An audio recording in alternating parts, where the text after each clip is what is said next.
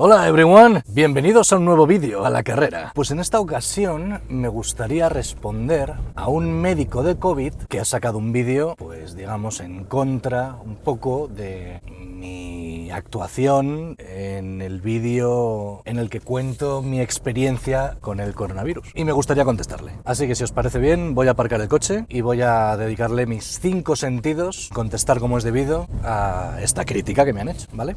Dadme un segundín. Ya está, aparcado. Vamos a coger esto.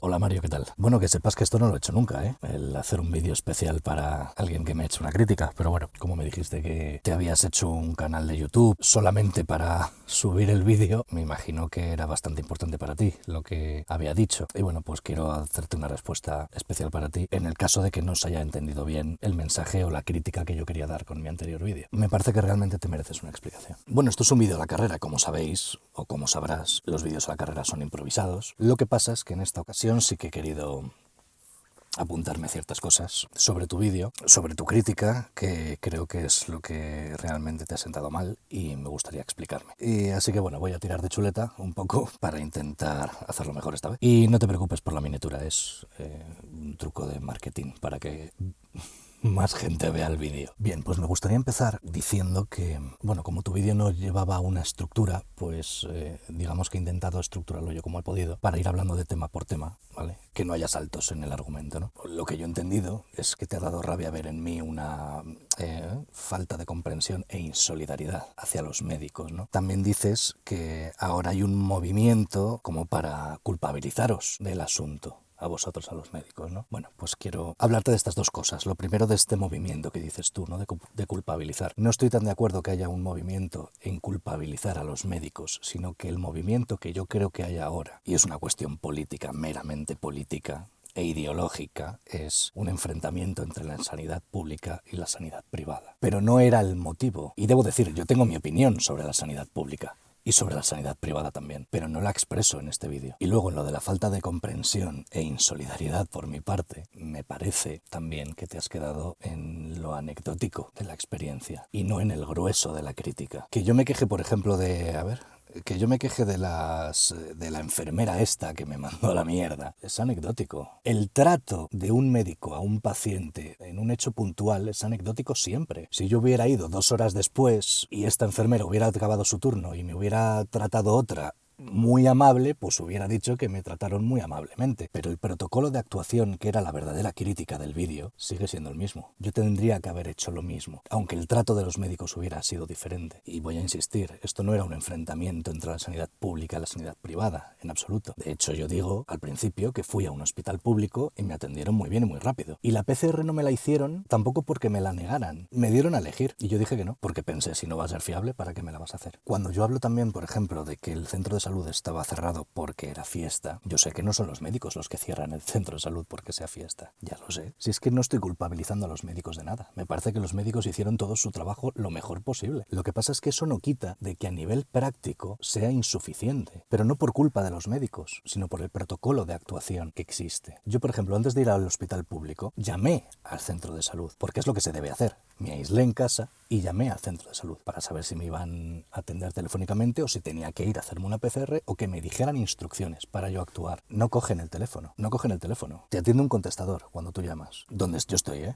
donde yo estoy, no sé en el resto de España. Te atiende un contestador y te dicen, lo primero que dice el contestador, si es para COVID o que usted tiene una sospecha de COVID, marque el 9, es el 9 además. Tú le das al 9 y se corta la llamada. O sea, no es que te dejen esperando y ya te aburras y cuelgues. Es que se corta la llamada. Es como si te dijeran, si usted llama por COVID, dele a colgar. Y tú dices, falta de comprensión. Sí, yo lo comprendo, que estarán desbordados. Yo eso lo comprendo, pero entiende que no es válido mi comprensión a nivel práctico. Si yo llamo por teléfono y a mí no me atiende nadie y me cortan la llamada, yo me quedo, bueno, pero es comprensible que no me atiendan. Pero entonces, ¿qué hago yo? Que yo lo comprenda no cambia nada, no cambia la práctica. Por otro lado, cuando fui a la sanidad privada, se me olvidó decir, porque ya te digo que estos vídeos son improvisados, entonces, bueno, pues me voy saltando cosas porque no recuerdo todo, ¿no? Pero debo decir que estuve esperando 5 horas y mucha gente pidió hojas de reclamaciones por hacerlas esperar. Yo no me quejé porque lo comprendía. ¿Sabes qué ocurre?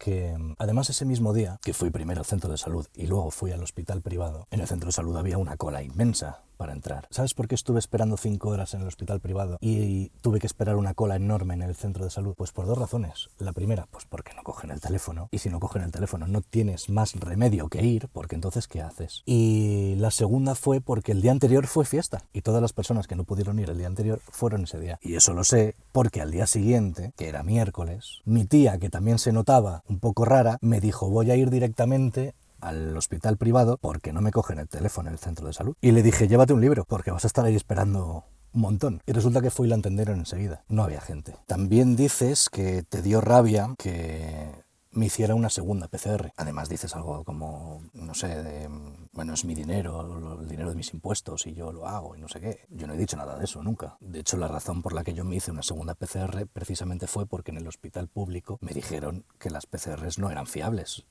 hasta una semana después de los síntomas. La primera PCR yo no la pedí, me la hicieron cuando yo ya tenía cita para hacerme la PCR aquí, en el centro de salud. Y en el hospital privado donde me hicieron la primera PCR les dije: ¿pero están ustedes seguros de que me la van a hacer? Que a mí me han dicho que no es fiable. Y les dije: no hace falta que me la hagan. Y me la hicieron. Y me hice la segunda porque me dijeron que no era fiable la primera. Así de sencillo. Y bueno, todo lo que tú me hablas en el vídeo de cómo debe actuar una persona, claro que tienes razón, porque tú tienes toda la información. Las personas no tienen esa información, la que tienes tú. No la tienen. Y actúan, pues, como van surgiendo las cosas. Y yo llegué a una conclusión cuando lo viví, porque no sabía exactamente para qué funcionaban las cosas. Porque como no tenía toda la información y sobre todo no tenía el orden de actuación, no lo entendía. Y después de vivirlo, sí me he hecho una idea, porque ahora sí que tengo la información. Y cuando tengo la información, opino sobre ella. No sobre la actuación de los médicos. Como ya te he dicho, es anecdótica. Mi trato personal con un médico. La del hospital público me atendió muy bien. La enfermera esta, o celadora, o auxiliar, no sé lo que era, la que me trató fatal. Mi médico de cabecera, la doctora, me trataba genial. Muy amable, por teléfono, eso sí, pero muy amable. Y en el hospital me pidieron disculpas, en el hospital privado me pidieron disculpas por dejarme esperando 5 horas. Si yo no tengo queja por los médicos. Es un protocolo que considero que está mal. Considero que está mal porque me genera más preguntas que respuestas. Y eso me produce intranquilidad. Una de las preguntas que tengo es: ¿para qué sirve una PCR? Para detectar si eres positivo o negativo, para saber si lo estás pasando o no. Bien, ¿y para qué quiero saberlo? Pues para saber cómo tengo que actuar, ¿no? En ese caso. Y ahora pongamos los ejemplos que hay con las PCRs. Además, lo que has dicho tú. Si tú tienes síntomas y no sabes si es de COVID o puede ser un resfriado, te tienes que aislar. Te haces una PCR y tanto si das positivo como si das negativo, te tienes que aislar durante 14 días o 10 días, porque antes eran 14 días y ahora son 10.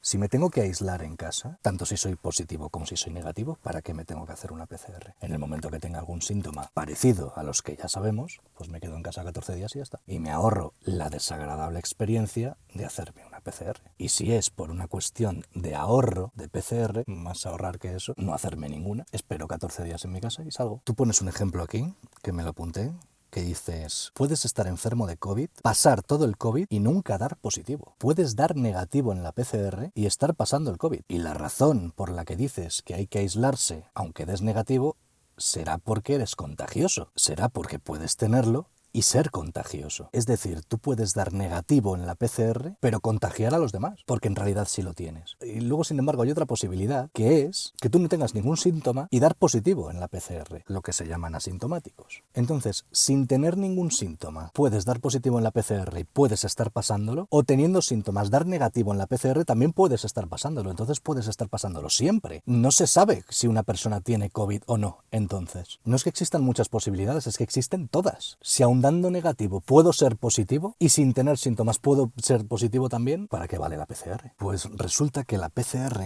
a nivel salud no vale para nada, porque no es algo que te cure, ni es algo que te vaya a hacer mejorar en nada. Las PCRs es una medida de control, y yo creo que tampoco es una cuestión de sanidad. ¿Sabes quién te pide que te hagas PCRs? El trabajo y el colegio, en el caso de que sean niños. Ellos son los que te piden las PCRs, para que ellos sepan si das negativo, si das positivo y demás. Porque ellos también tienen un protocolo de actuación. ¿Y sabes qué pasa? Que no coincide con el protocolo de sanidad. En el colegio, por ejemplo, el protocolo de educación no coincide con el protocolo de sanidad. Eso hace que se formen unos casos muy particulares. Bueno, no creo que sean tan particulares, porque se está generalizando bastante este desastre que te voy a contar ahora. Por un lado, Existe, no sé si te habrás enterado, seguramente sí, existen casos en los que por no haber ido al hospital porque se empeñaron en hacer todo por teléfono. Hay una mujer que tuvo un cáncer y se murió en 3 meses, porque no la vio ningún médico. Todo lo hicieron por teléfono. Yo conozco un caso que pasó lo mismo con apendicitis, hasta que no podía más y se fue a urgencias y resulta que tenía apendicitis. Y habrá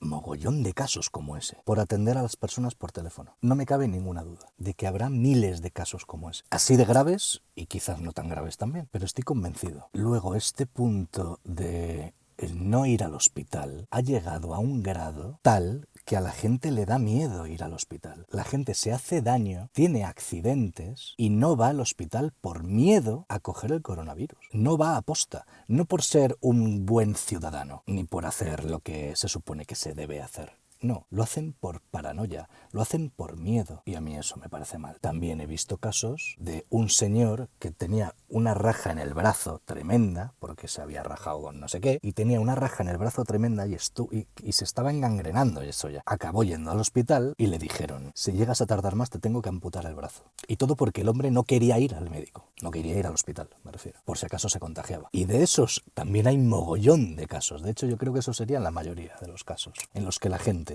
no quiere ir al médico o no quiere ir a un hospital por miedo a contagiarse. Tú de repente sufres un accidente o te pasa cualquier cosa y resulta que en el sitio donde te pueden arreglar esa cosa que te ha pasado, tienes miedo a ir por si acaso te ocurre algo peor. ¿No te parece que eso es un problema de falta de información y de un protocolo mal hecho? Y luego quería hablarte de una cosa que no sé si... Bueno, no la dices en el vídeo, no sé si no la sabes, yo creo que sí la sabrás, pero bueno, en el vídeo no lo dices, que es que el confinamiento no empieza cuando tienes síntomas. El confinamiento empieza desde que te haces la PCR. Esa es la información que necesita tu lugar de trabajo o tu colegio, en el caso de los niños. Ahí es cuando empieza tu confinamiento, no desde que tienes síntomas. Es decir, si tú vives con una pareja, por ejemplo, y os ponéis malos el mismo día, tú te haces una PCR, das positivo, y tu pareja se hace una PCR la semana siguiente y da positivo, su confinamiento es más largo que el tuyo, aunque os hayáis puesto malos el mismo día. Y eso es así. Y te voy a poner un ejemplo. Unos padres que conozco tienen 2 niños pequeños, me consta que ha sido así. El marido y la mujer se pusieron malos, digamos un lunes, ¿no? El padre, la madre y los 2 niños estuvieron confinados en casa durante 2 semanas, como les había dicho el médico que tenían que hacer. 2 semanas después, lunes también, les dieron el alta. Les dijeron, ya pueden ustedes hacer vida normal y los niños pueden regresar al colegio. Pues resulta que aquí hubo un problema con el colegio. El problema fue que durante esas 2 semanas confinados, los padres se hicieron la PCR durante la primera semana y los niños se hicieron la PCR durante la segunda semana. Entonces los niños debían tener 10 días más todavía de confinamiento, a pesar de que habían pasado juntos toda la enfermedad. Y al pasar 14 días, les dieron el alta a los 4. Pero los niños debían estar 10 días más porque se hicieron la PCR la segunda semana en vez de la primera como los padres. Y te puedes preguntar, ¿por qué no se hicieron la PCR los 4 el mismo día, no? Porque cuando tú vas al hospital por sospecha de COVID te hacen una serie de preguntas de protocolo, entre ellas si tiene usted síntomas, desde cuándo tiene síntomas o si ha estado en contacto con algún positivo. Hay más preguntas que no recuerdo ahora, pero solamente te hacen la PCR si tienes síntomas o si has estado en contacto con un positivo. Los padres tenían síntomas, los niños no. Entonces a los padres sí le pudieron hacer la PCR y a los niños no se la podían hacer porque hasta que no supieran los padres que eran positivos, a los niños, como no tenían síntomas, no podían hacérsela. ¿Y por qué le hicieron también la PCR a los niños? Porque se lo pidió el colegio. Y esto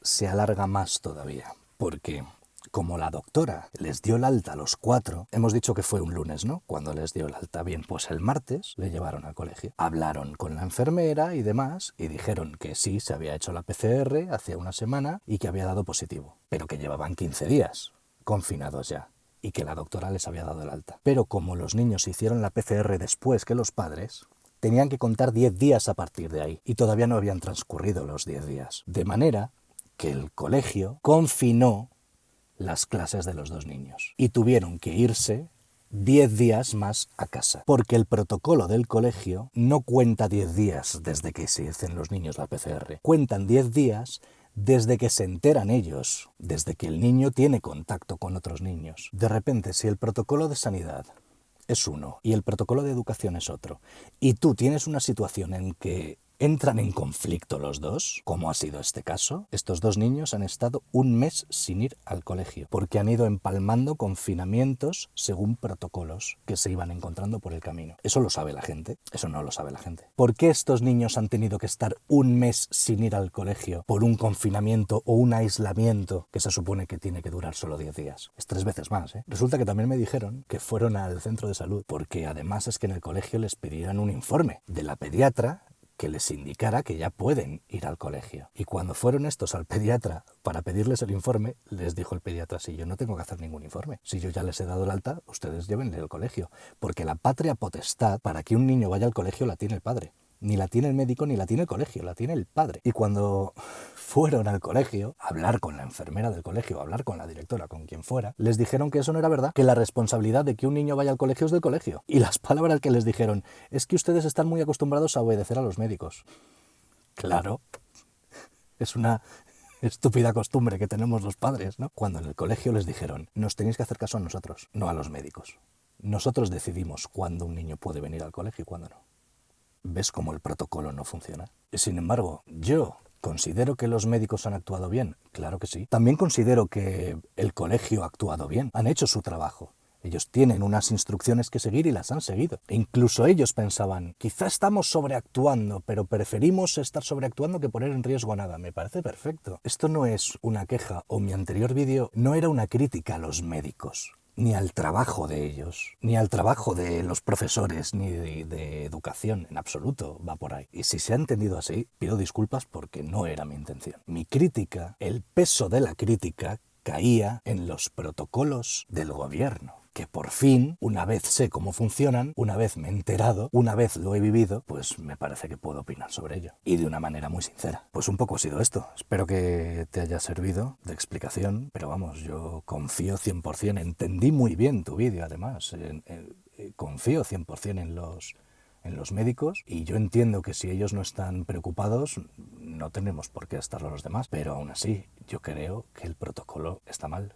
Me parece que es un parche. Es mi opinión. Bueno, Mario, quiero decirte que no voy a poner el enlace a tu vídeo porque me dijiste en el comentario que no eres youtuber y yo no sé si tú quieres que se vea tu vídeo o no, no lo sé. A mí me parecería bien que se viera, porque dices cosas que yo creo que contienen información útil para la gente. No voy a dejar tu enlace por si acaso, no sé cuáles son tus intenciones con esto. Si quieres, si ves el vídeo, si ves este vídeo y quieres que ponga el enlace a tu vídeo, me lo pones en un comentario y yo lo pongo sin problema. En el comentario fijado lo pongo ahí y ya está, y para que la gente pueda ir a verlo. Te leí en un segundo comentario que decías que igual subías más vídeos. No estaría mal, porque si hablas de este tema podrías dar información de primera mano. Además te explicas muy bien, hablas muy bien y yo creo que puedes ayudar a mucha peña, si tú quieres, ¿eh? Que ha sido un placer, me ha gustado mucho tu crítica, intentaré explicarme mejor las próximas veces. Quizá también es un poco el personaje que hago y demás, ¿no? Tendré que aprender a comunicar mejor. Y nada, tío, que gracias por todo y